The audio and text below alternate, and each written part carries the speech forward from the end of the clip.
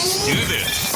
It's the Real Jonathan Smith Show on Indy Sports Ticket, 1430 AM, 93.9 HD2, and always on the free Indy Sports Ticket app. What's going on? It's the Real Jonathan Smith Show here on Indy's Sports Ticket. Thanks for tuning in, no matter how you are tuning in, whether that's YouTube, Indy Sports Ticket. Then head over there and subscribe. Twitter, __ Jonathan Smith. You can also follow the station there at Ticket 1430. Or maybe you're listening on that beautiful Indy's Sports Ticket app, which you can download wherever you get your apps, no matter how you're listening. It is greatly appreciated. Today's show, it's a lot of Colts. It's a lot of Colts because Chris Ballard talked to the media yesterday for 25 minutes, and I cycled through all the bull crap. That way you wouldn't have to. Okay, so a lot of audio from him. Shane Steichen was in, peak Shane Steichen fashion yesterday. He was asked a lot of questions, and all of his responses were pretty short, but he was asked one question in particular that I do find to be rather important. So I've got that audio, and of course, it's Wednesday, which means it's over the hump day, so we're going to talk Indiana, who plays Penn State tonight. Big game for them. They can't afford to lose this one if they want to make the NCAA tournament, but this is a Colts town, so we have to start with Chris Ballard's press conference from yesterday. And most of the questions that he fielded were about Anthony Richardson or the quarterback room, and that is where we are going to start and probably stay for a lot of the show today, a lot of stuff on Anthony Richardson and the potential guys that could be brought in to compete against him. So here is Chris Ballard talking about Anthony Richardson, the soon-to-be competition at quarterback. And at the end, he mentions that the quarterback competition will indeed be open. No, it's the same. I mean, look, it's got to be the right guy to create real competition, but we want to create real competition. I think it's good for the team. I think it's good for Anthony. When we drafted Anthony high, knowing it was going to take some time. All right. And we knew there's going to be some hiccups along the way. And it's, I know we all want a finished product right now. I do. You do. Fans do. We all do. But I think as he continues to progress in his young career, us adding competition, I think will help up everybody's. In terms of acquiring that quarterback, is everything a potential avenue, whether it be draft ratings? It's all on, yes, everything's on the table. It'll be open. That's correct. And of course, it's got to be somebody that can really challenge from a production standpoint too.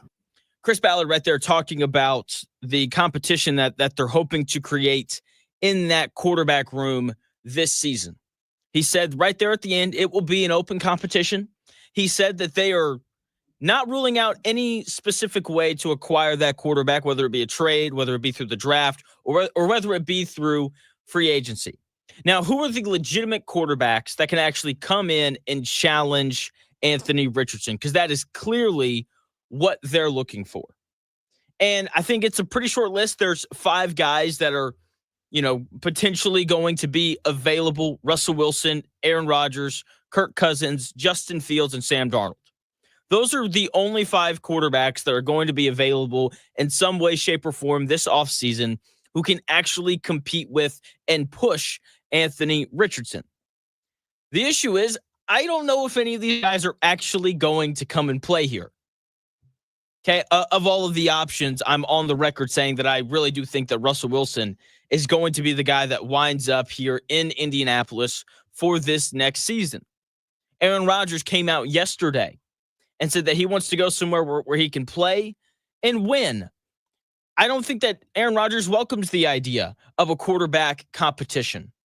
I don't think he welcomes the idea of coming and playing for a middling franchise with a general manager and head coach on the brink of potentially being fired at the end of the season. More specifically, it was reported yesterday that Aaron Rodgers said that if the Rams were to trade Matthew Stafford, which appears to be more and more likely. Apparently, the Rams and Matthew Stafford are set to meet this week here in Indy to continue to talk about paying him $50 million because that's how much money Matthew Stafford wants. And it seems like the Rams don't really want to give him that. So, this possibility of Aaron Rodgers going to the Rams seems like a pretty good one. And I'm sure that Sean McVay, a guy who's, won a Super Bowl, a guy who got rid of Jared Goff because mentally he just wasn't on Sean McVay's level, I'm sure he would welcome the idea of bringing in a guy like Aaron Rodgers who, has forgotten more about football than a lot of people will ever know. Okay, that's also a place where Aaron Rodgers could show up and win. That team made the playoffs last year. They won a playoff game. The other thing is when you compare the Rams to the Colts, I think every quarterback in the NFL would rather go play for the Rams. Better roster, better coach. They have a general manager who drafts pretty well. So it seems like there's a pretty good chance that Aaron Rodgers is going to wind up playing for the Rams. And then you have Kirk Cousins, who's another one of these options. He has to be released by the Falcons before anything can happen in terms of him coming here and being a Colt. Their general manager, the general manager of the Falcons, said yesterday that they were comfortable keeping him on the roster as a backup quarterback. So he may not even hit free agency again. And I know that Chris Ballard said that everything's on the table, but given his history, do you really think that he's going to make a trade for a quarterback? Absolutely not. That guy doesn't like giving up assets. Okay, he is a hoarder. He wants to hold on to every draft pick. The only way he's giving one up is if he gets 3 more in return. Okay, like he should legitimately be on the show hoarders because he just holds on to everything for as long as possible until he absolutely has to get rid of it. That is the reality of Chris Ballard. Okay, so I don't see him being willing to give up assets to go and get a guy like Kirk Cousins. And then there's another option out there at quarterback, a guy that I think would be the best option in Justin Fields, but I don't think that the Colts are even going to have an opportunity to bring him in. Here is Omar Khan, the Pittsburgh Steelers general manager, as of yesterday, talking about re-signing a quarterback this offseason. I think ideally, like to sign one of the guys that we had last year. But the reality is they're both free agents. So until we get one of those guys under contract, all options are on the table. That was Omar Khan, Pittsburgh Steelers general manager. So for him, when he talks about re-signing someone, he's talking about Justin Fields. I would be very surprised if they brought Russell Wilson back. Okay, like it's been reported that guys in the locker room didn't like Russell Wilson. Mike Tomlin apparently didn't like Russell Wilson, which is the least surprising thing ever. And the other thing, and why I think Justin Fields will continue to be a Steeler this next season, is players like Mike Tomlin. If you're Justin Fields, would you rather play for Mike Tomlin, a guy who's won a Super Bowl, a guy who's been around for a long time and is established as one of the best coaches in the NFL, or do you want to come play for Shane Steichen? Come on now. Now, the interesting thing about this is let's say that the Steelers are the team that's willing to cough up a first and second round pick for Matthew Stafford. Then the situation changes very quickly. But even if that happens, I don't think it's a guarantee that the Colts can get him. If the Steelers were to bring in, a guy like Stafford, then Justin Fields would probably leave. And I do think he'd end up in either Las Vegas or Indianapolis. And I don't know. I think I'd rather go play for Pete Carroll than Shane Steichen. And I'm sure that Justin Fields feels the exact same way. For Sam Darnold, the most coveted quarterback this offseason in terms of guys that everyone thinks is going to be available, Ian Rappaport reported yesterday that the Vikings haven't yet decided between him and J.J. McCarthy. So there's a world where the Vikings pick him and he's not even available. If he is, then the Colts have to convince him to come here over places like the Steelers, Rams, Giants, Jets, and other places that have better rosters and coaching staffs than the Indianapolis Colts do. I still believe that the Colts are going to miss out on 4 of these 5 quarterbacks, and they're going to look up, go, oh, crap. We promised that we'd bring competition into the quarterback room. I guess we have to sign Russell Wilson. Which would just be the worst thing ever. It would be a total panic move. And anytime you make a decision in panic, it's probably not going to go very well for you. Okay? Because I don't think a team in the NFL is going to want Russell Wilson. He, like, of the 5 quarterbacks that'll be left, he's going to be the last one remaining, and the Colts will reluctantly sign him to create some competition with Anthony Richardson. Okay, so that's kind of what I expect in terms of the quarterback thing. I do want to pose a question, though. News came out, or it was reported yesterday, that Sam Ehlinger played the entire season with like a torn oblique, which is kind of crazy considering that, guys like Franz Wagner and Paulo Banchero in the NBA both missed 2 months with a torn oblique. If Sam Ehlinger played an entire college football season with a torn oblique, then that dude's tough. And does it change the way that he's perceived by these draft guys? Does he then, become a guy who maybe gets drafted, in the second round or something like that? Max Toscano, he's going to join the show coming up here at 11 o'clock, and we'll probably talk about that just a little bit. But if the report's true, like, I would want that guy. I would want Sam Ehlinger over the 5 other quarterbacks that I just listed, because I don't want to do the whole revolving door at quarterback thing again. It's terrible. It's not fun. Pick a guy, roll with him, and let's see if he can become a good player or not, which is still what we're trying to figure out with Anthony Richardson. Okay, Chris Ballard, took a ton of questions about him. One of them had to do with his development so far in the offseason. Here's Chris Ballard talking about Anthony Richardson's training so far this offseason. So he trains down in Florida. We know his trainer well. His trainer's excellent. He is. He's excellent. And he's got multiple guys. Last offseason, Anthony spent a lot of time rehabbing. All right. So now he can focus on just training and developing and getting better fundamentally, which will be fun to watch. I talk to Tom pretty regularly, who trains him. And so we get pretty good updates on him. And, rules are what the rules are. They can't do as much in our building as they can outside of the building. So it'll be interesting to see, when he gets back in, but I think we're going to see a good version, things that he'll continue to need to work on when he's with us. But I have a lot of faith in the guys he's training with. Chris Ballard right there talking about Anthony Richardson and the training that he's doing this offseason down in the great state of Florida. And it's nice to know that the Colts are in contact with Anthony Richardson's trainer. The biggest thing, though, about that comment that I'm glad to hear is that Anthony Richardson is not alone.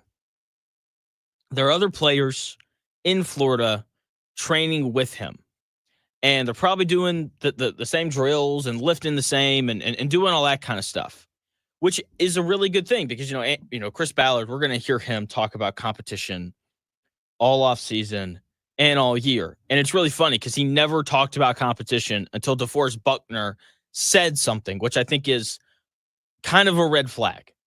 Okay. Like anyway, I think it's a red flag because that's not his idea. And guys that just kind of jump on whatever idea they hear immediately, I don't really like that. I think that, Chris Ballard, should go down doing his own thing, not DeForest Buckner's, but hey, whatever. Anyway, Anthony Richardson being around other quarterbacks, having other players to compete against throughout the offseason is a good thing. Okay, having competition helps, and it also holds you to a standard. Because if it's just, Anthony Richardson and his trainer, then he kind of sets the terms because he's paying the trainer. But if there's, 4 other guys there, then there's this agreed upon time of, hey, we're going to be here at 6 a.m., we're going to work out for 2 hours, and then we'll all go grab breakfast, and then we'll come back at noon, and then we'll work out again. And, that is, a little bit more of what I think that's more helpful, more beneficial to Anthony Richardson, making him keep someone else's schedule, because that's how it works in the NFL. He doesn't decide when, film starts for the team. So I like hearing that he's working with some of these other guys. I just hope that he gets better. Okay, I don't expect him to come back as a top 10 quarterback in the NFL, but I do expect him, like everyone else, to look like a starting caliber quarterback in the NFL on a consistent basis. Okay. And hopefully the open competition at quarterback this offseason kind of helps him improve. Here's Chris Ballard talking about Anthony Richardson embracing this new competition. No, we've had good conversation. Anthony's accepted all of it. Like, he understands there needs to be some growth and there's work. That's the one thing I'm really proud of him about. Like, there's no deferring or, defensiveness. It's like, I know I got to go to work. I think understanding the enormity of who the quarterback is, and what the value of that position is. I think I don't want to say naive when he first came into the league, but there's a little naivety. But here's what I know. Look, he is, and I think you saw spurts of it. He is really competitive. And I think for a 6-game stretch there, we saw some really special stuff out of him. Now we just got to get consistent. He's a really good dude. He cares, and I think he'll put the work in. So it'll be fun to watch as we move through this. I know we all want Superman every week and every day, but his background when he came into the league and when we took him, it is what it is. So we got to work through that. And just to be clear about what you said up there, I mean, if you sign a quarterback, he comes in and you're going to consider that best man wins, right? Yeah. And I mean, it's a big boy league, so it's fine. But that's what you're saying, correct? That's correct. That's correct. As Stephen Holder said right there, it's a big boy league. Oh my gosh. Chris Ballard right there talking about Anthony Richardson and how he has embraced the competition. Oh my gosh. Holder, man, come on, dude. Just ask the question. We don't need to know that you think that it's a big boy league. Okay. I think everybody knows that, but I have to be honest though. I don't like that Anthony Richardson has taken all of this so well. I don't like that he has a full understanding of why he's being challenged. I kind of wish that he didn't. I wish he was insulted by this, because when people get insulted by things, especially competitive people, just kind of kicks their butt into a different gear. Like, sure, competition does, but the real competitors, like being insulted by, do you really think that that you're going to bring in someone who's better than me? Like, that does a lot more for guys than just, oh yeah, I understand why you're bringing someone else in. Geno Smith has quietly been one of the top 10-ish quarterbacks in the NFL these last 2 years. And the best thing that ever happened to him was getting benched in New York, kind of being a journeyman, backing up all these other different quarterbacks throughout his career. And I'll never forget, I think it was Ryan Fitzpatrick, someone like that, where, they know Geno, and they talked about how, when Geno Smith took the starting job from Russell Wilson in Seattle, one of these talking heads that they used to play quarterback in the NFL that knows Geno went on the air and was like, this is the least surprising thing ever, because I remember playing with him in this place. And he looked at me and he said, the next chance that I get, I'm taking somebody's job. Okay. Geno Smith was insulted and upset at the fact that, he got benched. And I wish that Anthony Richardson had a similar response to the idea of bringing in a quarterback to compete with him for the starting job. I wish he was insulted by it. Not just like, yeah, I understand. I'm going to work hard this offseason. No, I want him to turn into this maniac competitor. And it doesn't really seem like that's what happened. I hate how well he's taking this. I wish he was simply insulted by it, because that, I think, would have just given him a little extra oomph in the offseason to kind of work a little bit harder. So anyway, Anthony Richardson, though, needs to be the starting quarterback next season. Okay, I know that, for some reason, Colts fans are cool with just making the playoffs. It's not how I'm wired. If you don't win the Super Bowl, then who really cares? No one's going to remember your season if you don't win the whole thing. That's the reality of it. And because of that, Anthony Richardson needs to be the starting quarterback for the Indianapolis Colts next year. I will elaborate on that further when we come back here in about 4 minutes.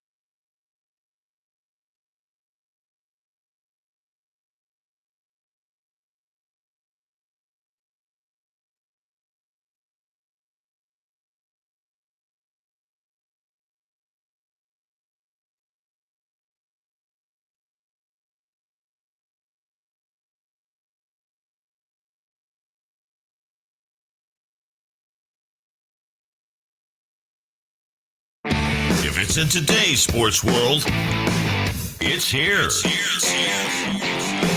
The Real Jonathan Smith Show on Indy Sports Ticket, 1430 AM, 93.9 HD2, and always on the free Indy Sports Ticket app.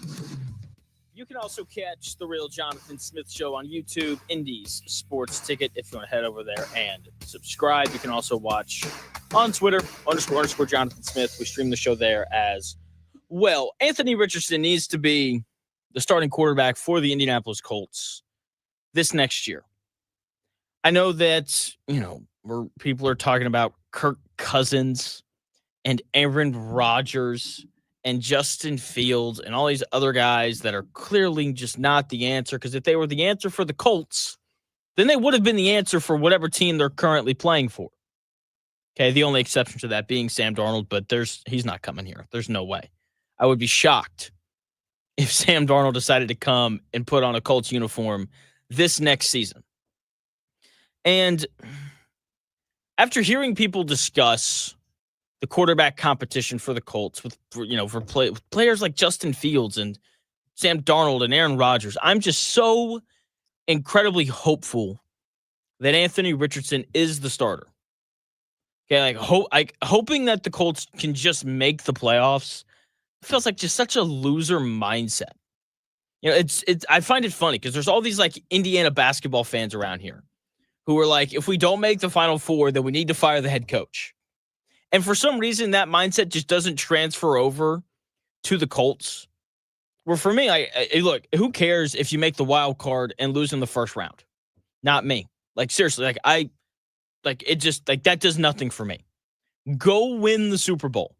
That's really what matters. That's all that really matters. That is why you play every single year. And when you look across the AFC, you have to have an absolute stud playing quarterback for you. Okay, like you have to have that if you're going to get through this gauntlet that is the AFC.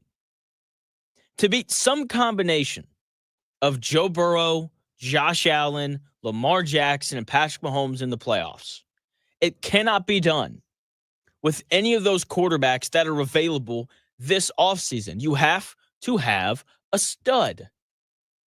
Okay, Sam Darnold, he's not doing that. He's not running through that gauntlet. Justin Fields couldn't even beat out Russell Wilson this last year. He's not doing that. Russell Wilson just got bounced from the first round of the playoffs, absolutely crushed by Lamar Jackson and the Ravens, despite having a good defense behind him. Russell Wilson's not running through that gauntlet, not anymore. Aaron Rodgers, he's not doing it either. He couldn't even make the playoffs this year.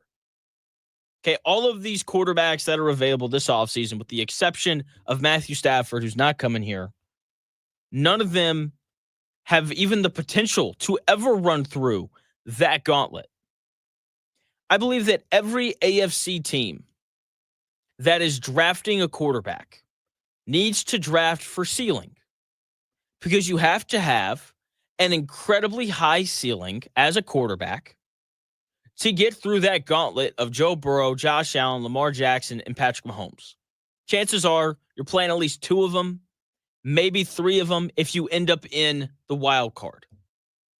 Okay, which you probably are, because it seems like the Chiefs are just going to be the one seed every year going forward, that Patrick Mahomes is their starting quarterback. And once again, none of those quarterbacks, including Justin Fields, have that high of a ceiling. Anthony Richardson does, though. I get it. He's been inconsistent. Okay, he obviously hasn't been that guy previously, but it was a pretty well had opinion the year that he came out into the NFL draft that this guy, yes, he's incredibly raw, but the ceiling's really high because of the way that he runs and the arm strength and, the fact that he can dunk a basketball. Don't know why that's relevant, but people tell me that it is. Anthony Richardson has that high of a ceiling to compete with the Josh Allens and Patrick Mahomeses and Joe Burrows of the NFL world. Meanwhile, Sam Darnold as your quarterback gets you bounced in the first round of the playoffs. That's what we saw this year from him. Aaron Rodgers, Kirk Cousins, Russell Wilson might get you into the playoffs, maybe. And Justin Fields just continues to be the Cam Reddish of the NFL. You know, a high-profile guy coming out of high school, went to a big-time college, got drafted early. He's clearly talented. A lot of teams talk themselves into the talent, saying something like, maybe he'll work out here. You know, like our development staff is better than everybody else, all that kind of stuff. The only option that the Colts have at quarterback that could actually solve their issue for the next 10 years, which is what every team in the NFL, like that's what they're trying to figure out. They're trying to find the quarterback who solves their quarterback issue for the next decade. Okay? They just have to find a way to develop him. And that process hopefully started in the offseason. Hopefully he's getting better. Hopefully he comes back and he completes, 62% of his passes this next season. And, we kind of build up from there. Okay. But the Colts do have draft picks this year. They do need to improve the roster around him, or whoever, I guess, is going to be the starting quarterback for the Colts this next season. And I've got some bad news.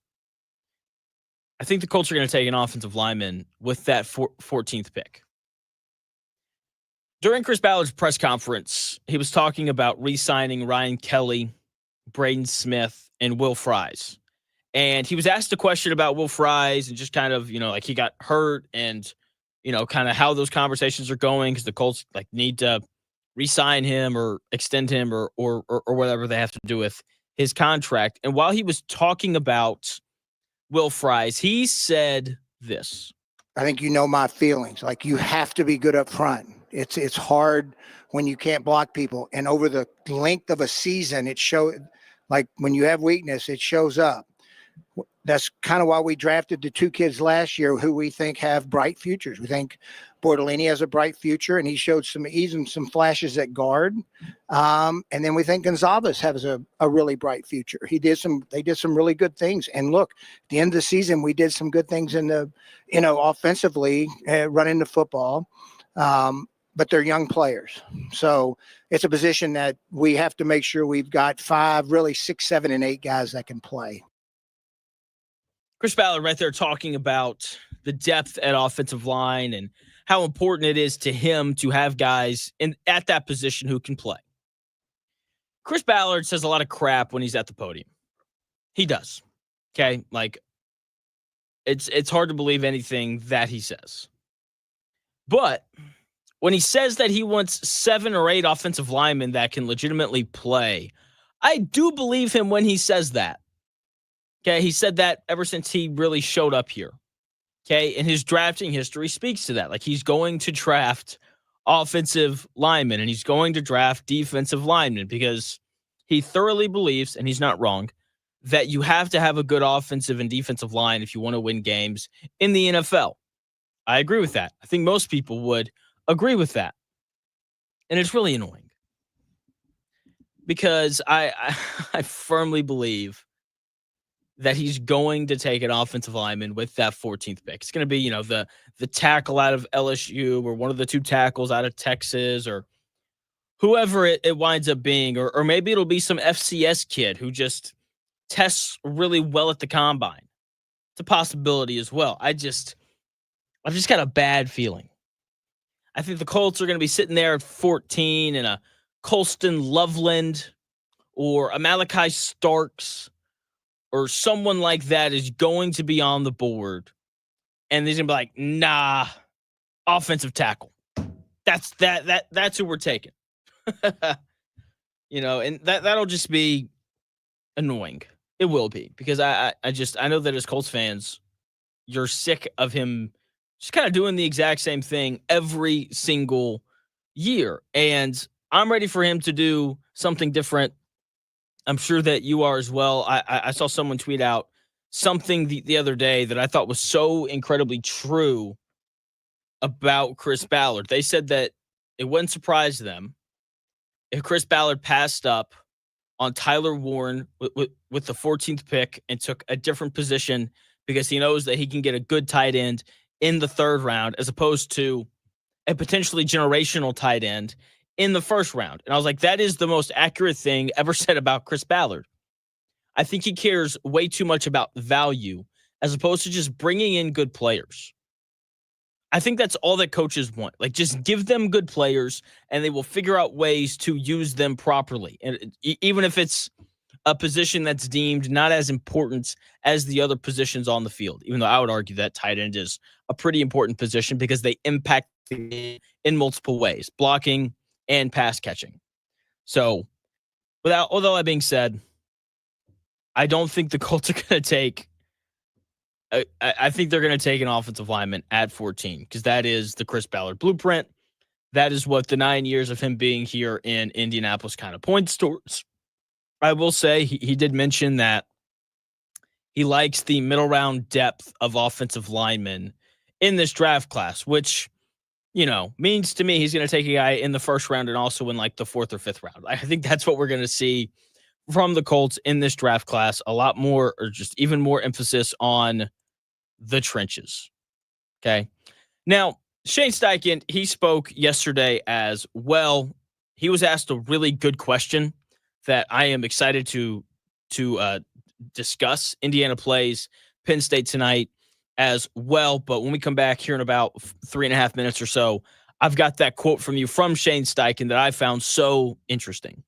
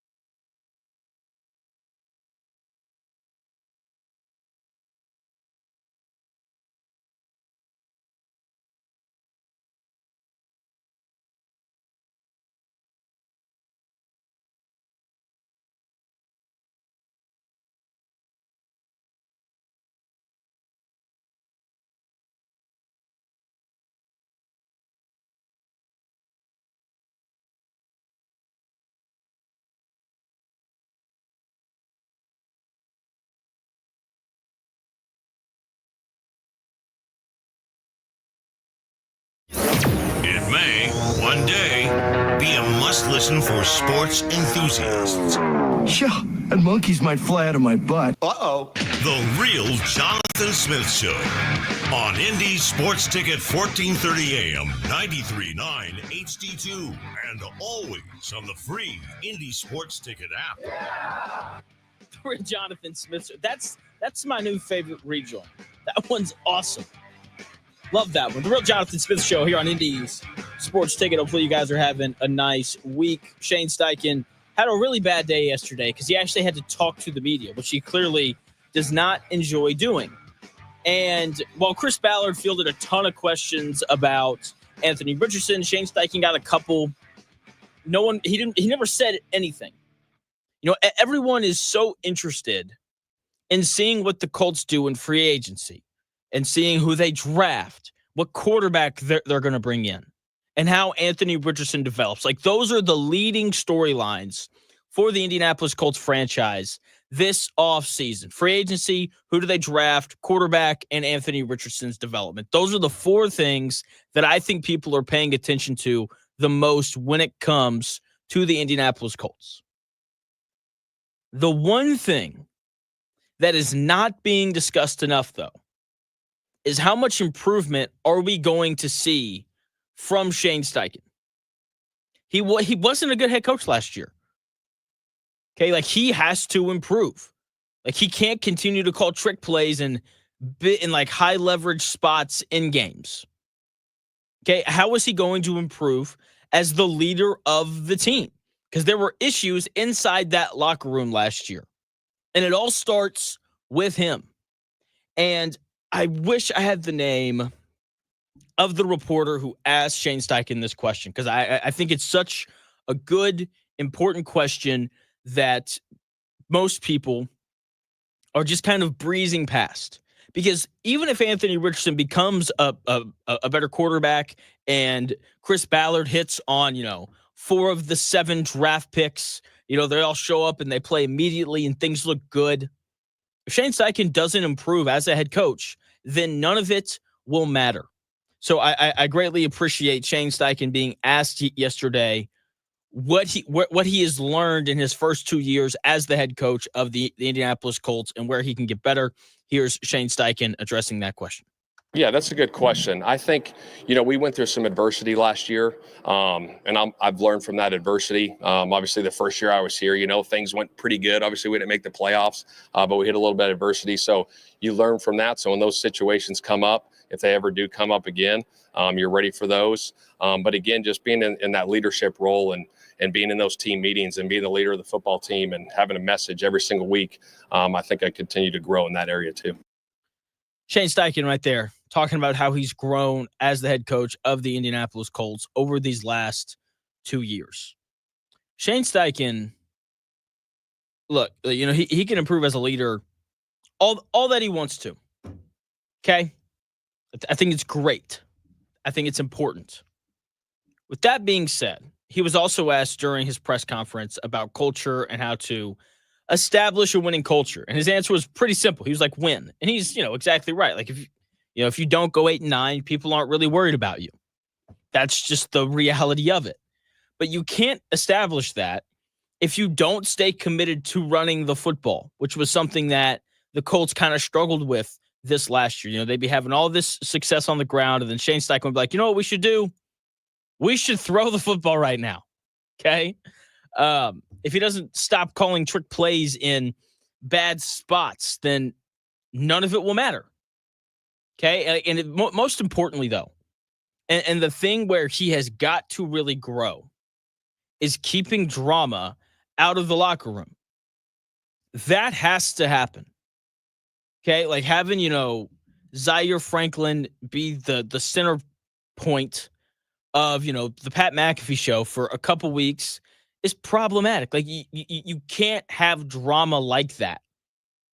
Like you have, he's talking about, being better at, giving a message to his team every week. How about you get the message across to your young quarterback that it's not okay to tap out of games and that it's important to show up early before everyone else, because you, as the quarterback, someone who has more on his plate than any other player, you have to, put in a little bit more work because of that. How about you get that message across?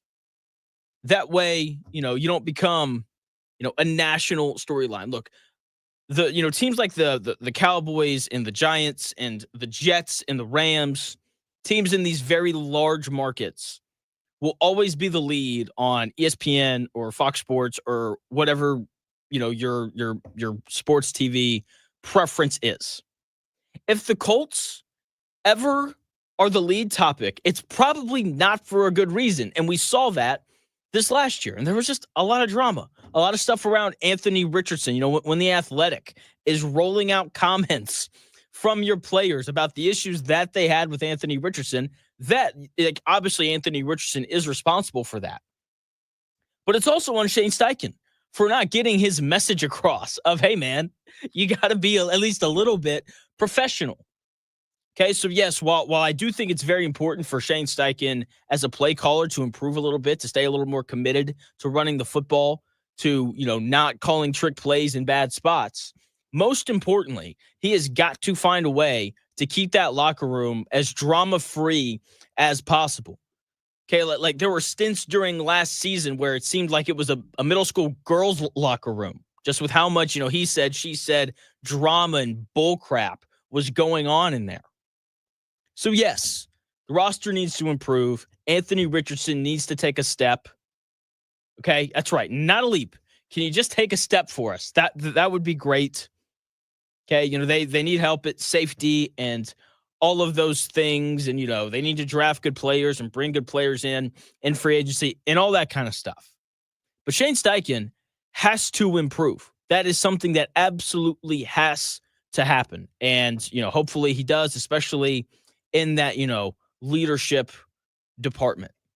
Okay, speaking of leadership, Mike Woodson. Talk about things that don't go together. Real quick, coming up here in about 15 minutes, Max Toscano is set to join the show. He's the guy who came on last week or 2 weeks ago, and we talked about, Tyler Warren, the big tight end out of Penn State.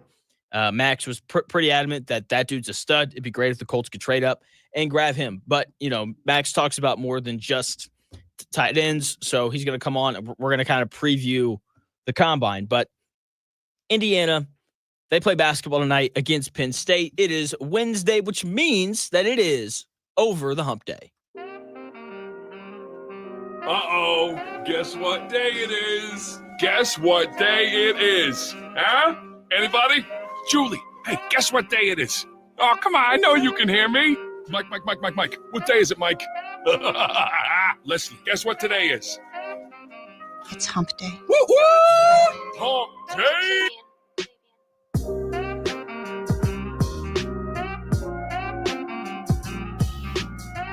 As a coach, I gotta get us over that hump. I gotta get them comfortable, knowing that you're gonna be in close games and you gotta make plays coming down the home stretch. I mean, in the tournament, we were right there. I just didn't get them over the hump, man. And that's something that I live with every day of my life. Because I truly believe that was the team to really make some noise and get to the finals, and I just couldn't get them over the hump. Mike Woodson right there, just highlighting all the times in his career that he couldn't get his team over the hump. He did it the other night, though, against Purdue, right? They grab a much-needed win at home. Okay, quad one win against a ranked opponent. Okay, that's a very good win for Indiana. And they can ruin that by losing tonight. They have to win. Okay, Penn State is a quad 2 game at home. Indiana needs every single win that they can get. If they can win out, then they can make the NCAA tournament. And that starts tonight by beating Penn State at home. Okay, this is a very winnable game. Penn State scares me a little bit. We'll get to that here in a second. But they have to win at home against Penn State. They have to win on the road at Washington, and they have to beat Ohio State at home.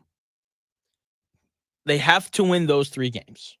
And if they can find a way to beat Oregon on the road, then they'll be in, no matter what happens in the Big Ten tournament.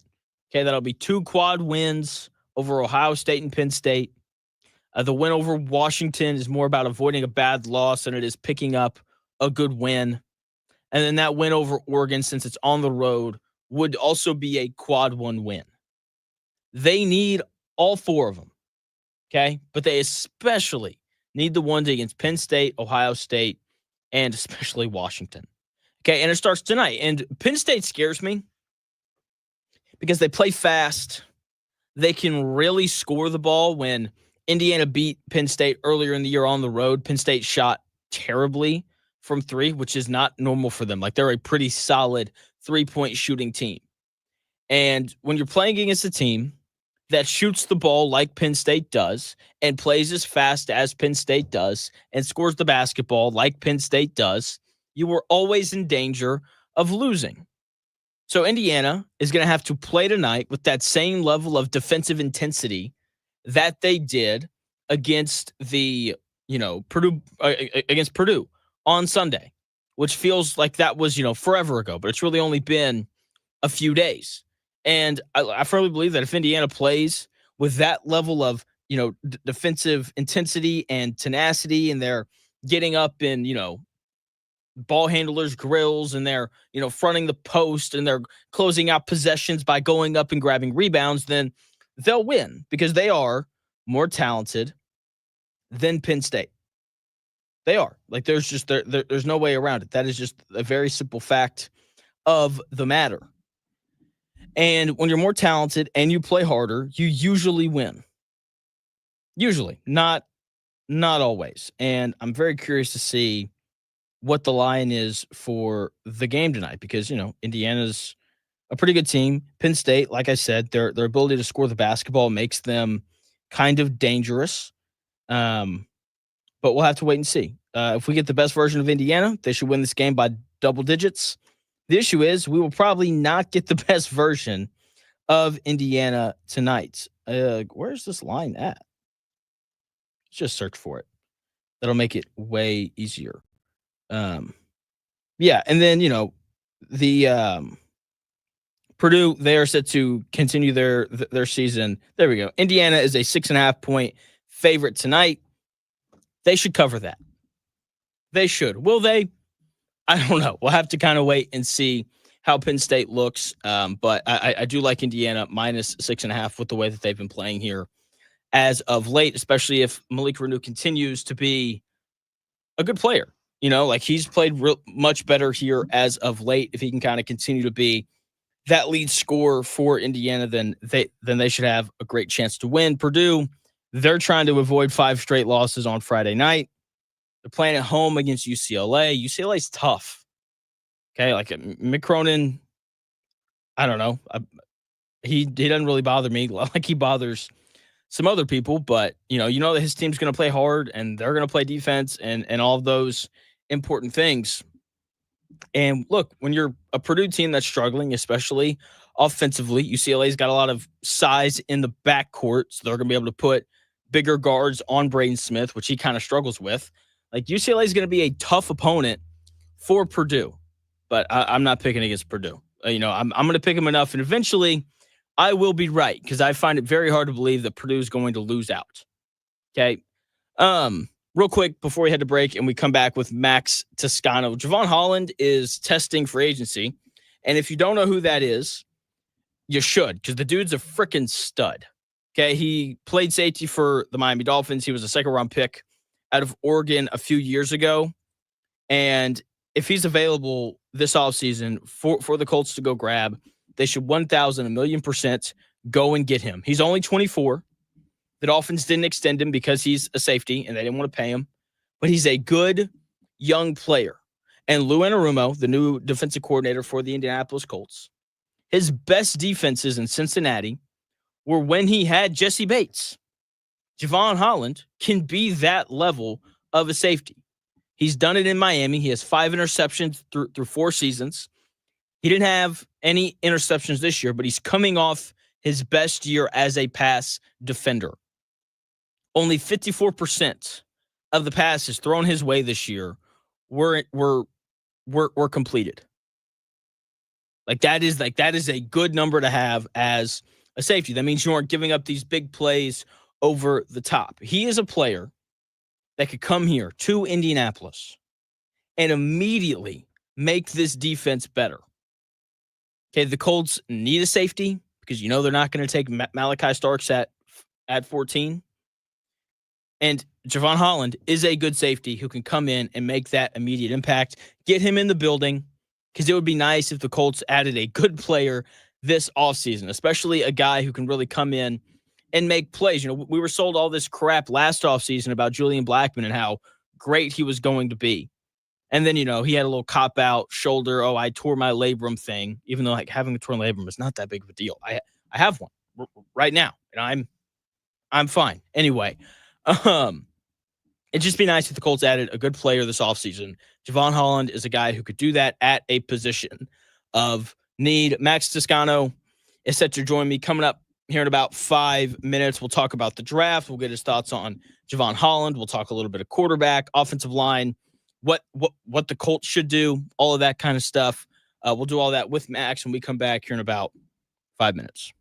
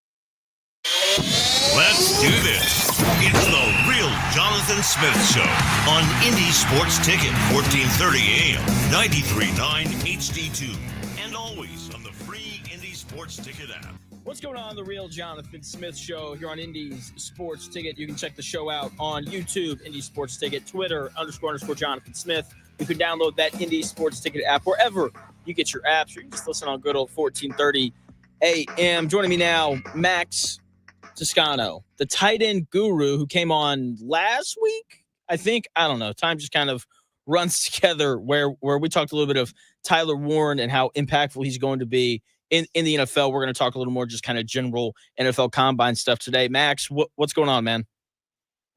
Oh, nothing, man. I'm just, I wish I could be out there, but I'm getting ready to basically just, spend all day, the next couple of days, just monitoring this stuff. I'm excited because I will be there. I've never gone before. I'm very intrigued to see if I get bored because it's just guys in tights running around doing drills on air. How important is the combine for these GMs and their process of figuring out who and who not to draft? Well, I mean, it's certainly going to depend on the team, right? I think a lot of teams are going to value this athletic testing more than others, but at the same time, it's super important for interviews. It's super important for just actually getting some of the first serious contact with these players. It's really important in terms of potential trade talks as well. So crystallizing your board and what your needs are and are not going to be. So the event itself is incredibly important. I think the testing just varies by team, right? If you look at the Jaguars a couple of years ago and they took Trayvon Walker number 1 overall, it was obviously incredibly important, considering that they vaulted him over Aiden Hutchinson, who also tested pretty well, by the way. We all forget that. But it's just going to depend on the team. And I think that some teams are really going to change their boards in the next couple of days. Some teams won't. I've always thought that the NFL Combine was really important for non-Power 5 guys. So your high-end Division II prospects, guys coming in from North Dakota State, because they get to kind of show that they are athletic enough to play in the NFL. How much more important is it for those types of players? It's critical. I mean, the big question about fair or unfair, the big question about small school guys is always the raw athleticism and the competition level, and you don't know,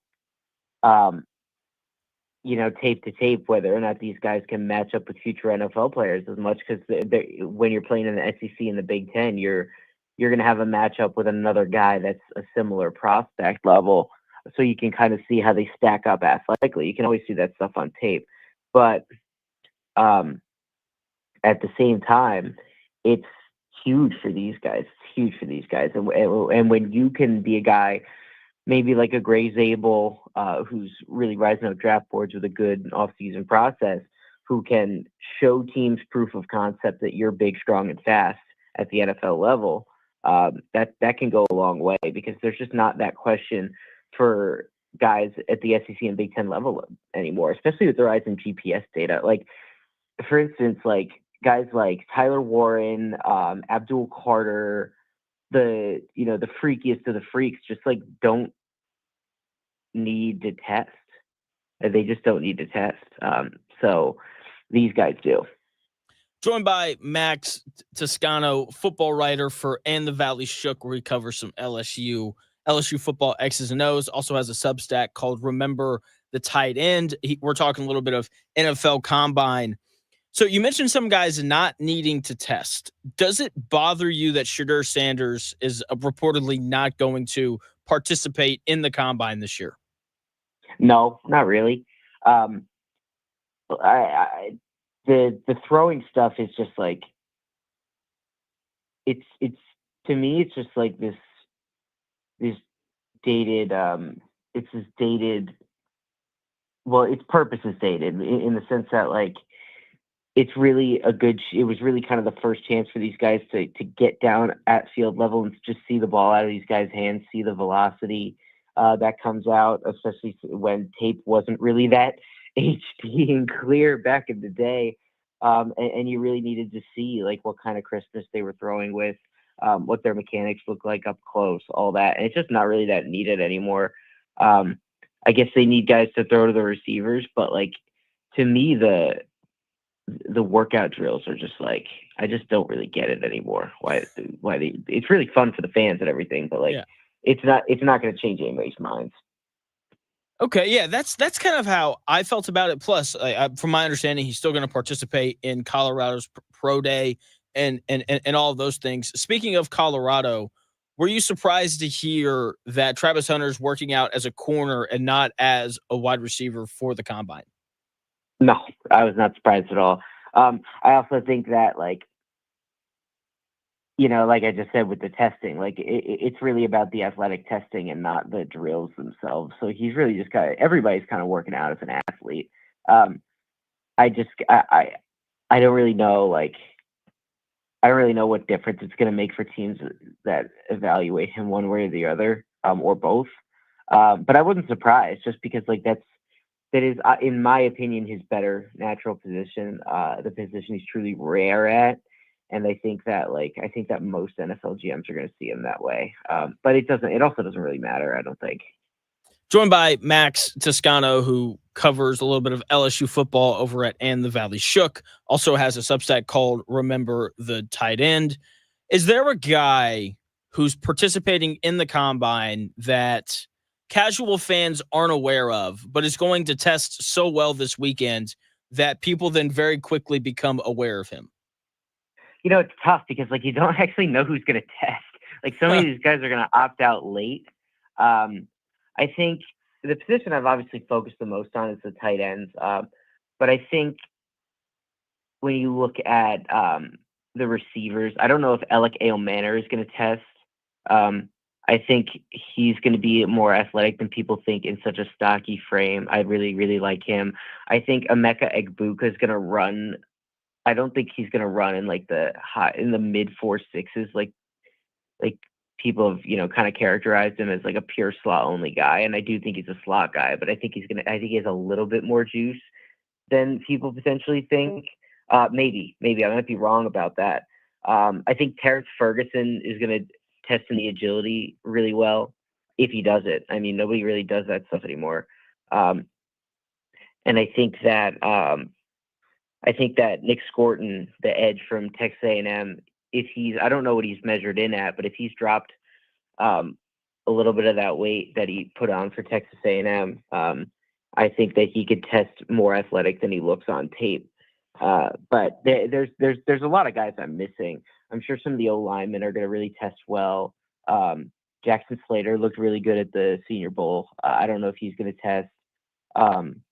Chase Lunt from UConn, my guy there. I don't think he's testing because he has an MCL injury, but you know, I should probably know this, but whether he's testing or not, but I've just been so dialed into the tight ends. If he's an athletic freak, so you know, he should be on people's radars as an athlete, whether he tests or not.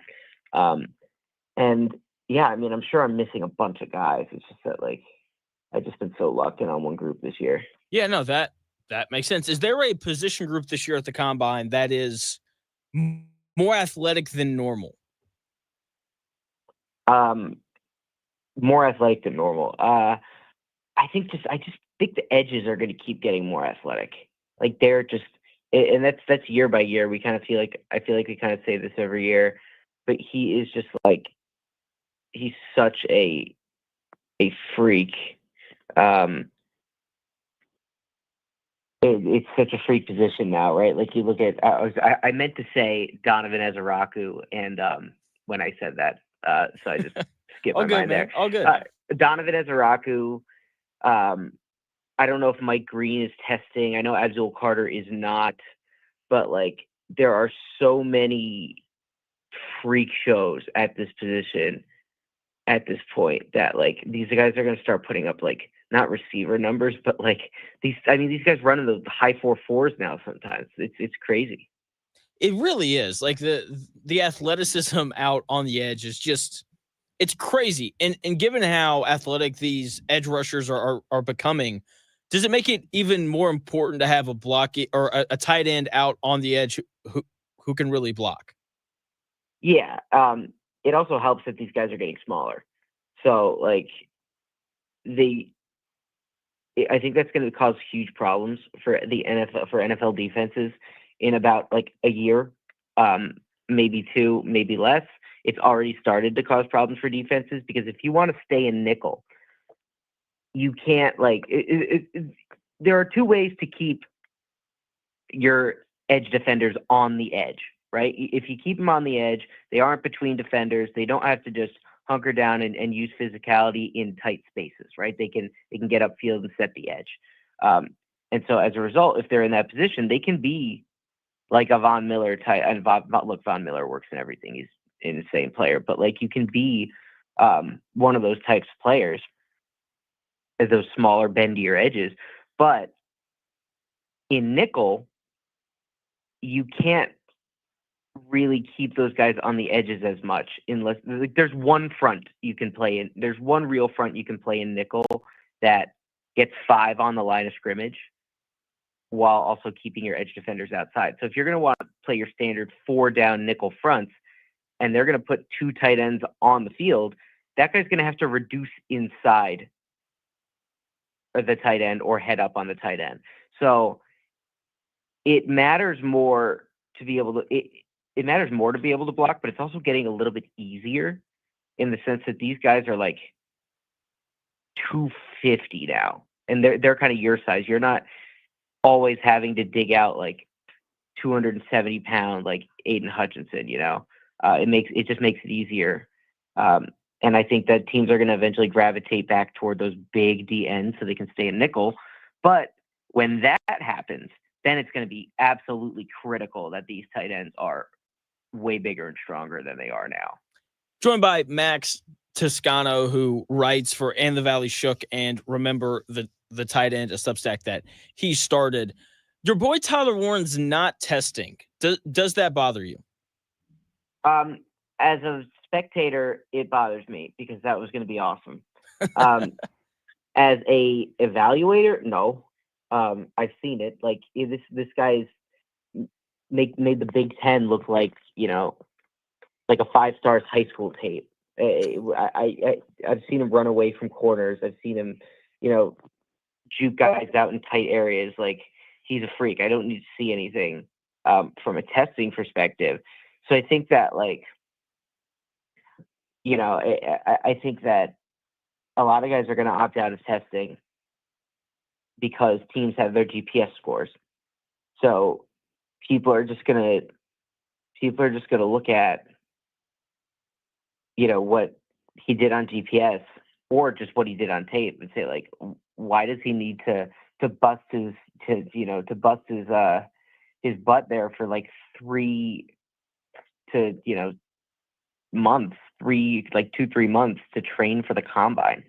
Like it's just, there's no need to do it, even though it sucks. And it's so disappointing because he was gonna jump out of the building.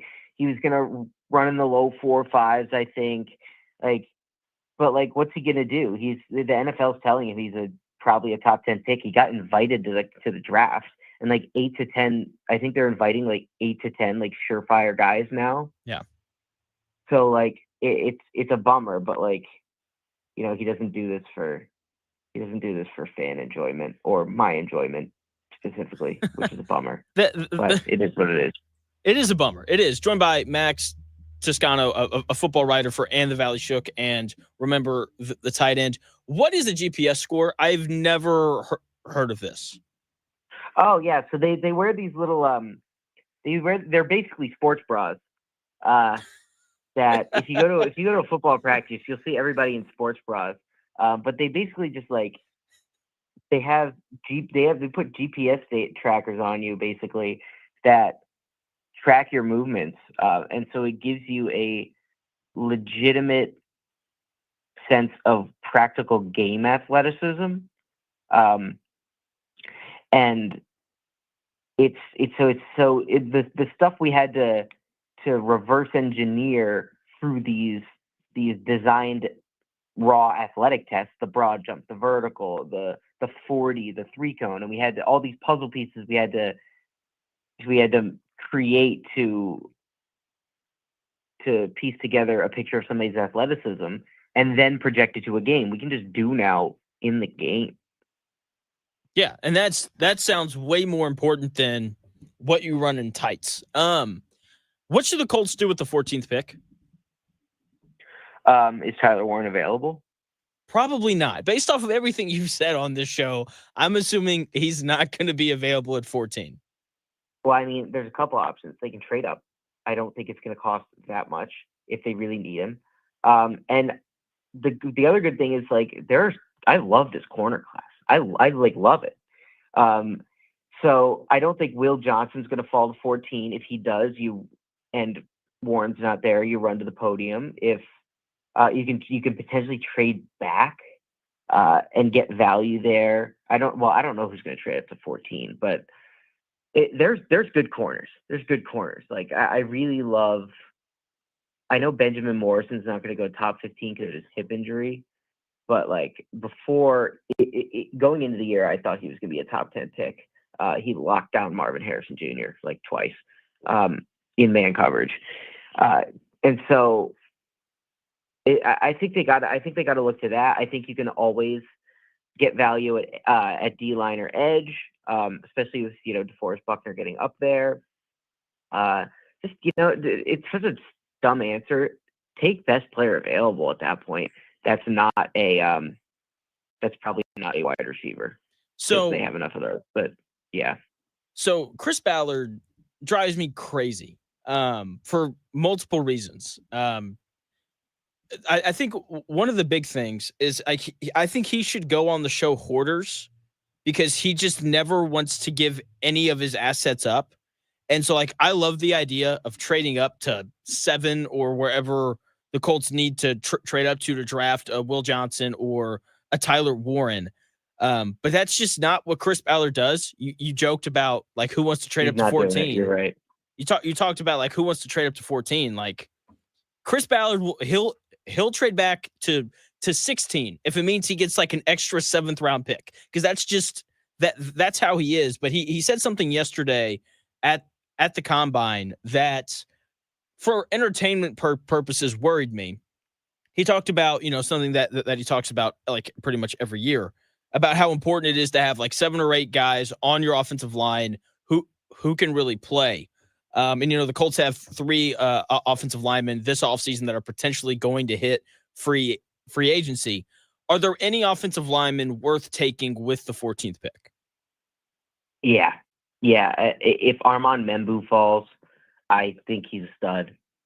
I don't think Will Campbell will be there at 14, but Kelvin Banks, a lot of these guys are really good outside zone guys, which makes the fit sort of tough. I don't love Tyler Booker in the top 20. I like him.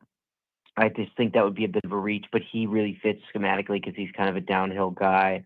But Armand Membu, I just think, is somebody who's going to be good regardless. He can play tackle. I think he'll be a solid tackle. I think if you wanted to kick him to guard, he'd be a really good guard. And I think that he can give you inside-out versatility as depth, to when you need to. He'll be a starter, but when you need to reshuffle the line because of an injury, he can move a little bit later in his career. That's just a guy, if you're accumulating good players, you get. Personally, that's my favorite one, even if the scheme fit isn't quite ideal. It's not really that big of a deal. Fair enough. Last thing for you, Max, and I will let you go. Or I guess 2 things. One, are you a UConn basketball fan? Big time. Big time. Why aren't they as good this year? Well, they lost everything.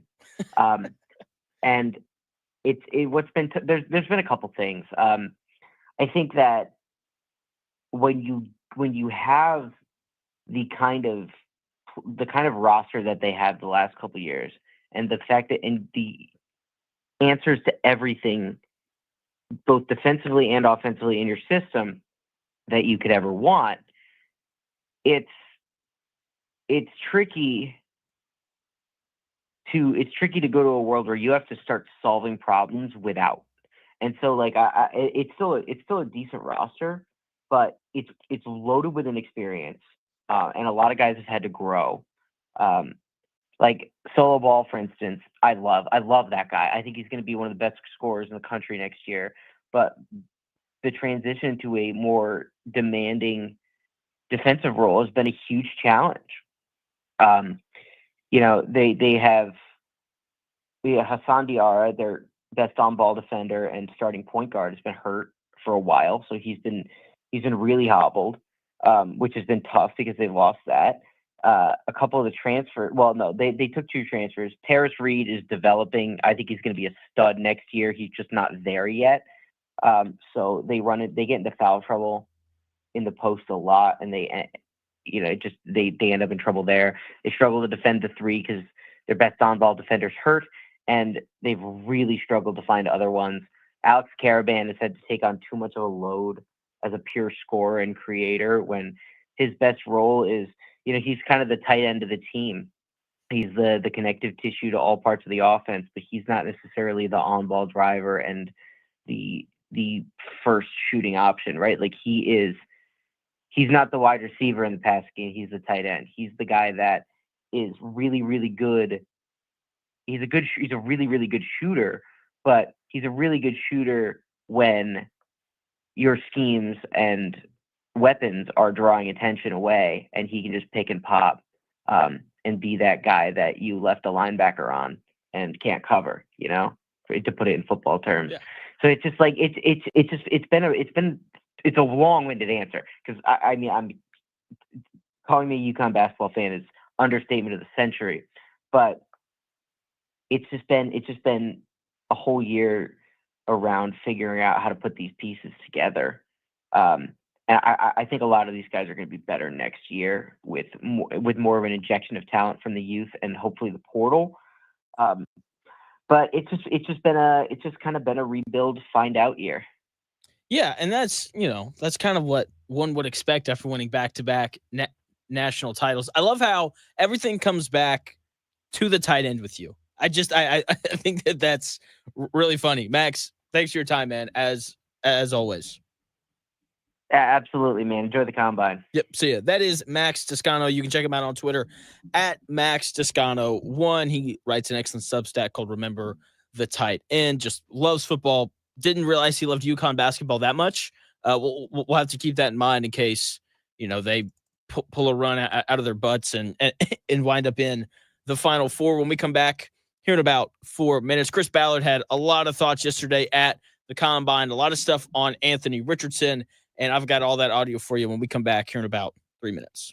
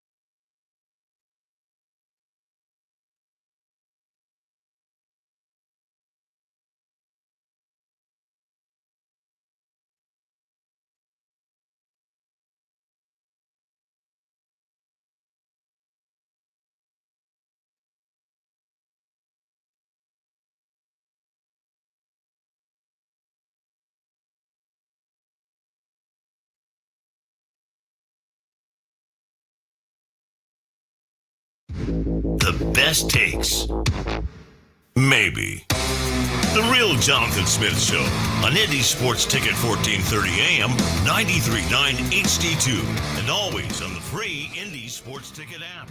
What's going on? The Real Jonathan Smith Show here on Indy's Sports Ticket. Thanks for tuning in, no matter how you're tuning in, whether that's YouTube, Indy Sports Ticket, if you want to head over there and subscribe. Maybe you're listening via that Indy Sports Ticket app that you can download wherever you get your apps. Yeah. So I was going to talk a little bit more, just some of the comments that Chris Ballard had, but the yearly NFL surveys have come out.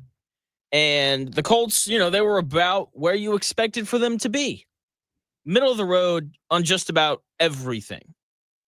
Okay, treatment of families, they got a B-, ranked 16th or 18th maybe. I don't know. My eyesight's it's not super great. I think that says 16th. Anyway, let's just do this. There we go. Yeah, 16th. I can see now.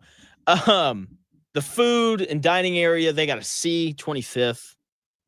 Their nutritionist / dietitian got a B+, 18th. Locker room, they got a B, 14th. Training room, they got a B, 13th. Maybe that's why they were late all the time, because the training room isn't an A+. The training staff, once again, running through the Colts team survey this year, the training staff got a B. They placed 15th. Maybe if, players got to their training stuff on time, then it would have been an A+. I don't know. The weight room got a B-, ranked 23rd in the NFL, and then strength coaches got an A-, but ranked 14th. A lot of middle of the road there. And then it gets worse. Team travel, they got a D+. What a surprise. Colts players apparently don't like the new PETA-friendly leather that Jim Irsay had installed on the plane. They ranked 27th in team travel. Head coach, they gave Shane Steichen an A, which I would think that every team in the NFL that doesn't fire their head coach gives them an A. That's an assumption. I don't know. I haven't looked at the other surveys quite yet. Ownership got a B and ranked 20th. What? You mean having an owner that just never ever shows up, and is really pretty much out of the picture all the time? You mean that owner only got a B? What a crazy coincidence. I mean, I find it really funny that the Colts are just kind of mediocre in literally all of those categories. Okay. Like they didn't rank top 10 in anything, just like, their team this last year. And look, this team clearly needs to improve in a lot of areas. Quarterback obviously being the most specific one. They have got to find a way to get a guy under center who can play. I hope that it's Anthony Richardson. Okay, like Anthony Richardson needs to be the starting quarterback this year. He needs to win that job. Okay, because after hearing, and we're going to continue to hear, people talk about the potential or the open competition that is at quarterback for the Indianapolis Colts this year. That's what Chris Ballard said. He said that it is an open competition straight up. And player, the real options for the Colts to bring in as competition to Anthony Richardson just don't inspire a ton of confidence. Players like Justin Fields, Sam Darnold, who's probably not going to come here, and Aaron Rodgers or Russell Wilson or Kirk Cousins, none of those guys get me excited. None of those guys answer the question that every general manager in the NFL spends time trying to answer, and that is, who's going to solve our quarterback problem for the next decade? Now, sure, some of the potential guys that are going to come in could potentially take the Colts to the playoffs. I'm sorry, but the idea of sneaking into the wild card round as the 7 or 6 seed and then, losing is just that's not success for me. Success for me is really pretty simple. Win the Super Bowl. Okay, that is what success is. If you don't do that, then no one really cares. And when you look across the AFC, there's just this gauntlet of quarterbacks that you have to go through. You have to beat some combination of Joe Burrow, Josh Allen, Lamar Jackson, and Patrick Mahomes in the playoffs. if you want to just play for a chance to win the Super Bowl. And then once you get there, you're probably playing, Jalen Hurts or Jaden Daniels or another good quarterback out in the NFC. And so because of that, because you've got this gauntlet of quarterbacks to run through for the next, 5, 6, 7, 8 years, I believe that every AFC team that is drafting a quarterback has to draft for ceiling, because you have to have a high ceiling quarterback to get through that gauntlet. And when you discuss all of the potential quarterbacks that the Colts could bring in to compete with Anthony Richardson, none of them have that high of a ceiling. None of them. Okay?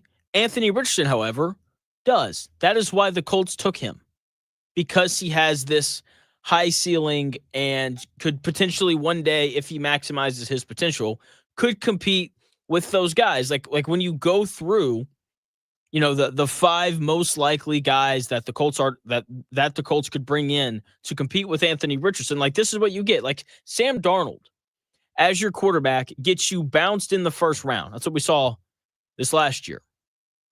Aaron Rodgers, Kirk Cousins, and Russell Wilson might get you into the playoffs. Maybe. Kirk Cousins and Aaron Rodgers couldn't do that this last year. And Russell Wilson, got off to a really good start with Pittsburgh, but things, didn't go too well down the stretch. And Justin Fields got benched for Russell Wilson. The only option that the Colts have at quarterback that could actually solve their quarterback issue for the next decade and actually make them competitive consistently is Anthony Richardson. Like, I don't want this Carson Wentz to Matt Ryan, and Phil. Like, I don't want that. Take a guy and let's see how it goes. I would also like to reopen the door on the idea that the Colts could draft a guy like Sam Ehlinger. And I know I say Sam Ehlinger, and there's going to be some pushback of, he wasn't very good this year. Well, guess what? He was pretty great last year, or I guess two years ago. And then this most previous season, it was reported yesterday that he played most of the year with a torn oblique. So the dude's tough. When he's healthy, he's good. When he's not healthy, he gets his team to the college football playoff semifinals, almost wins the SEC.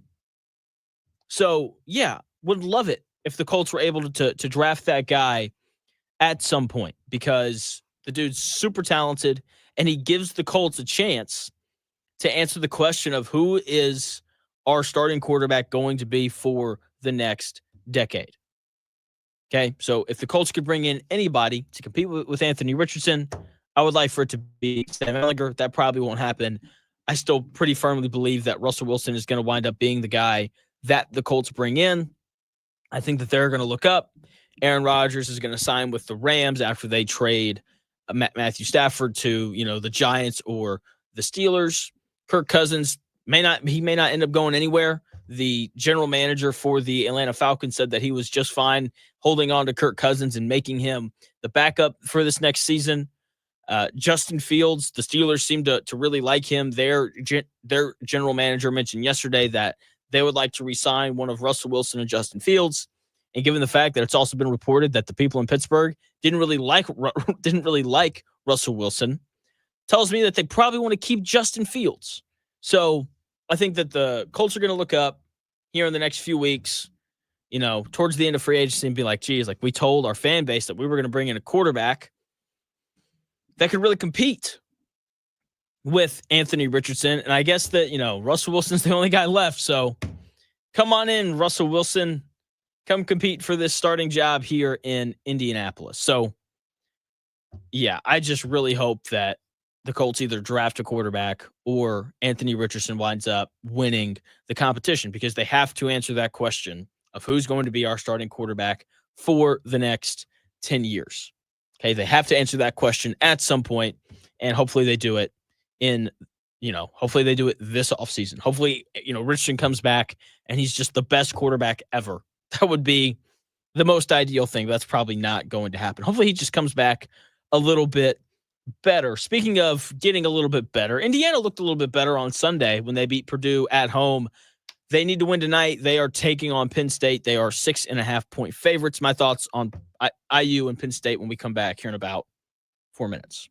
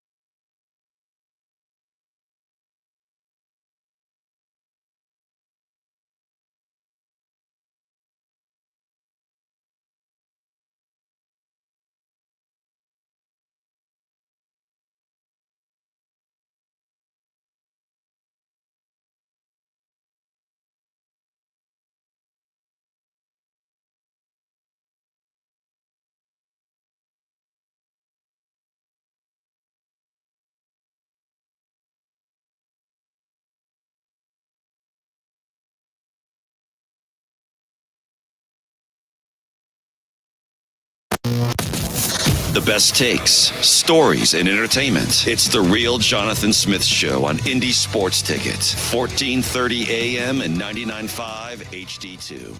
What's going on? The Real Jonathan Smith Show here on Indy's Sports Ticket. Thanks for tuning in, no matter how you are tuning in. I have to correct something. Shout out to Joe C.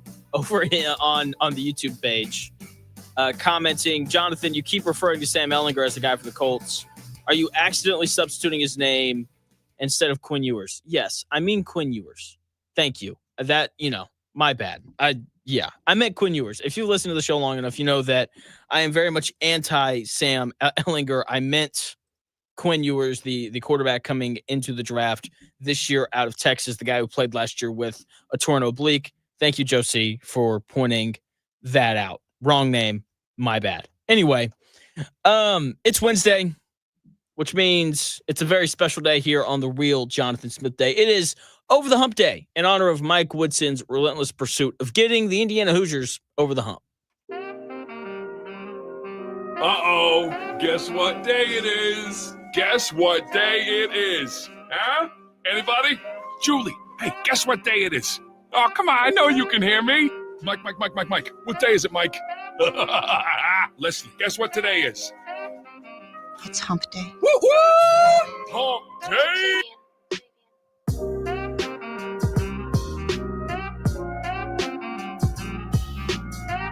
No, as a coach, I gotta get us over that hump. I gotta get them comfortable, knowing that you're gonna be in close games and you gotta make plays coming down the home stretch. I mean, in the tournament, we were right there. I just didn't get them over the hump, man. And that's something that I live with every day of my life. Because I truly believe that was the team to really make some noise and get to the finals, and I just couldn't get them over the hump.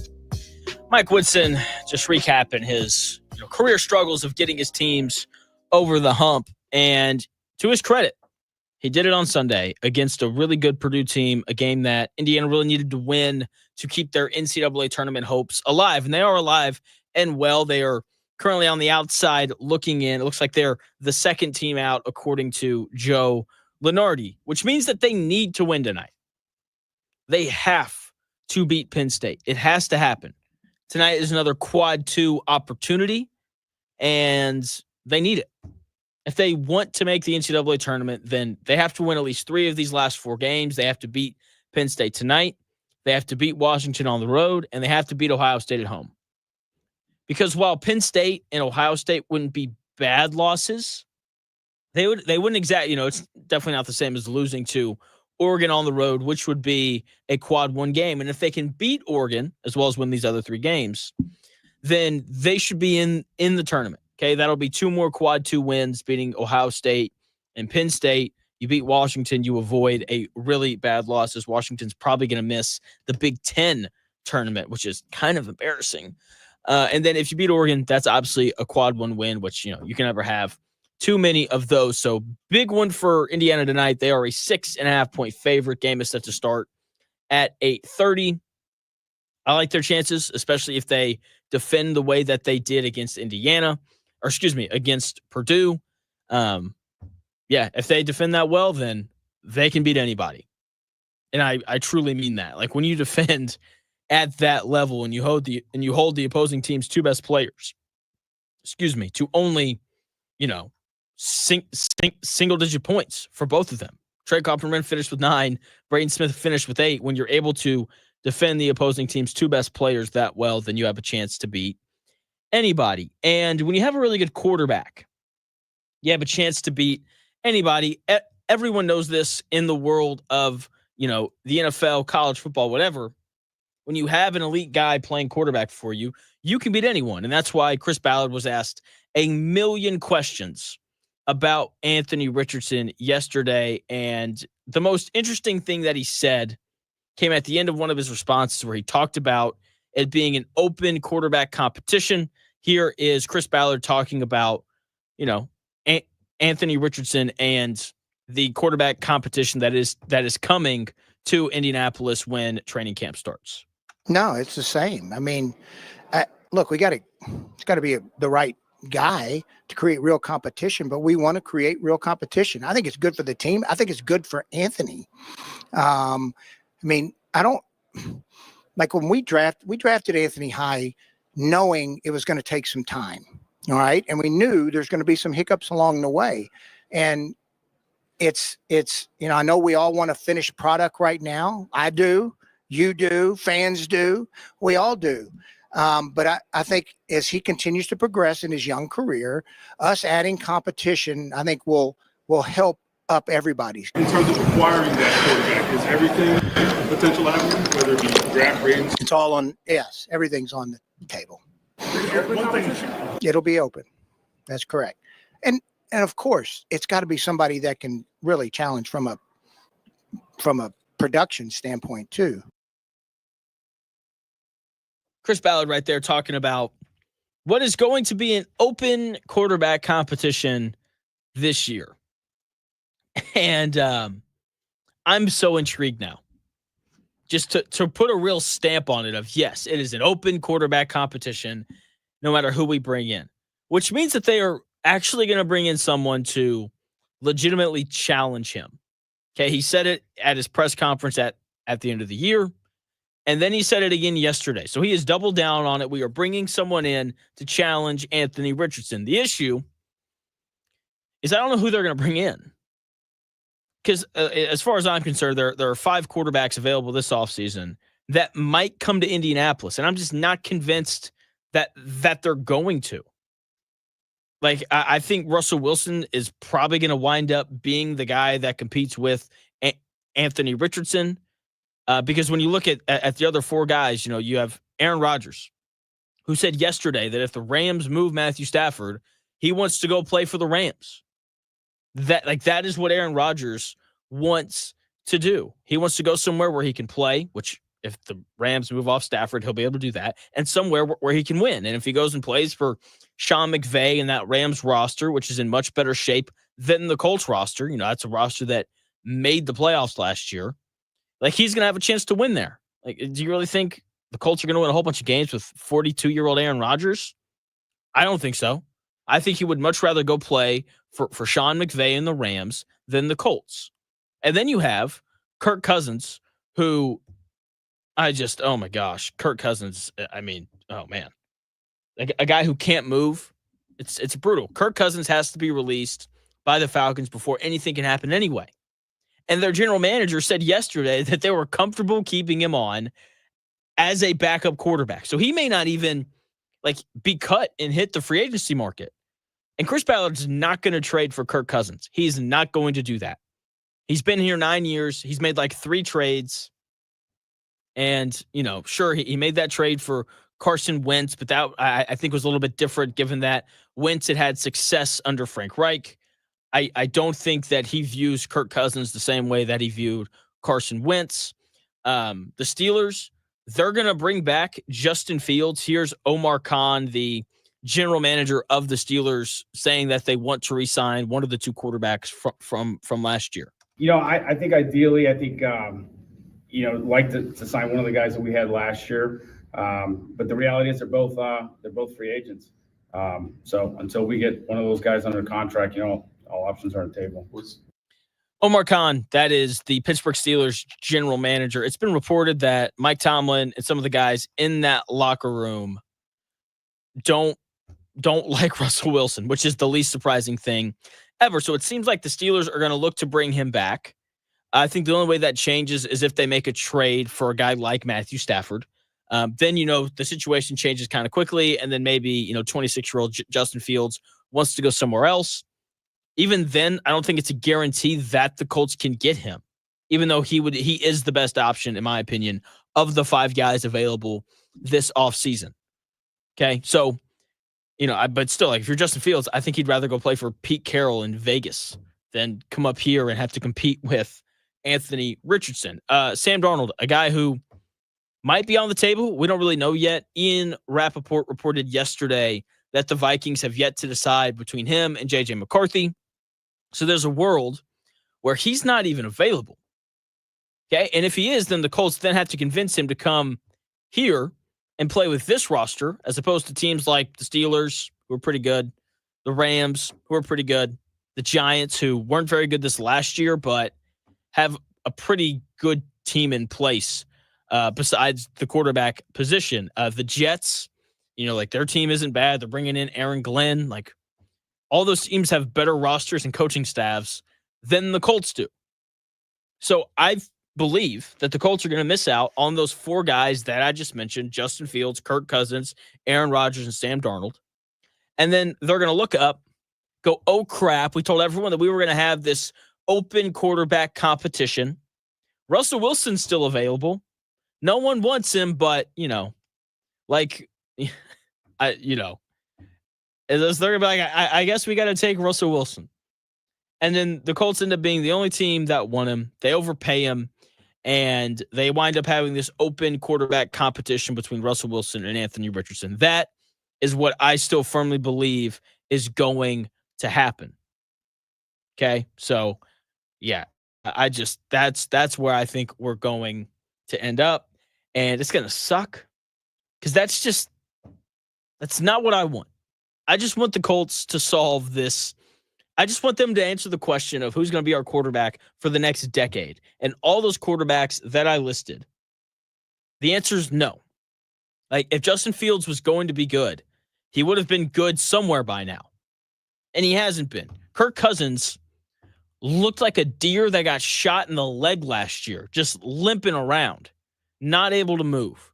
Aaron Rodgers is very old, and he's a little weird and doesn't seem fully committed to playing football.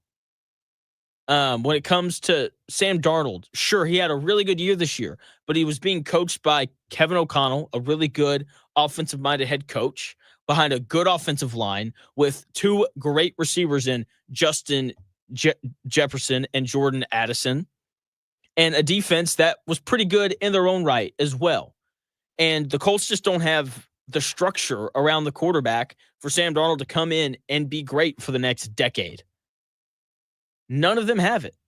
None of them. And none of them have the ability to beat Patrick Mahomes, Joe Burrow, Josh Allen, or Lamar Jackson in the playoffs. They do not have that ability. I don't think any of them have the ability to beat C.J. Stroud, which is kind of problematic when the Colts have to play them twice a year. The best case scenario for the Colts this season is for Anthony Richardson to work his butt off. And, Chris Ballard talked about it a little bit yesterday and all that kind of stuff.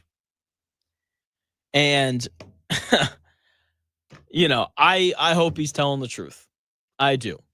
Because the only way that the Colts get out of this mess, the only way for the Colts to get out of this mess is in order for Anthony Richardson to develop and become a good player.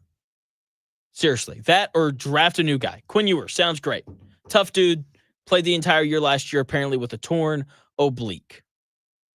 Okay, so that is what I want from the Colts. That is the best case scenario. Anthony Richardson needs to be the starting quarterback next year because he answers that question of who's going to be the quarterback for the next decade. I don't want this revolving door crap where the Colts go 10-7 and the right team loses in week 18 that allows the Colts to make the playoffs. That is the last thing that I want because that's what the Colts were a few years ago. And it just wasn't very much fun to watch. Pacers, they play against, the Pacers play against the Raptors tonight. That game at home, that should be a win. They'll probably play better because they're not coming off a back-to-back. They also aren't playing the Nuggets, a team that's good enough to win the whole thing this year. So they should be a little bit better tonight. I think that game's at 7:30, 7, probably somewhere around there since the Pacers are playing at home. Indiana basketball, they are set to play at 8:30, playing host to Penn State. Got to win that one. That way they can, make the NCAA tournament because that is what we all want from Indiana. They control their destiny the rest of the way. If they win out, then they're in. That's what it seems like. So hopefully that is what happens. Thanks for taking the time out of your day today to listen to the show. It is greatly appreciated. As always, I'll be live tomorrow, 10 to noon at the NFL Combine. Can't wait for that. It's going to be an absolute blast. Thank you again for taking the time out of your day to listen. The Dan Dockett Show comes your way here in about 5 minutes.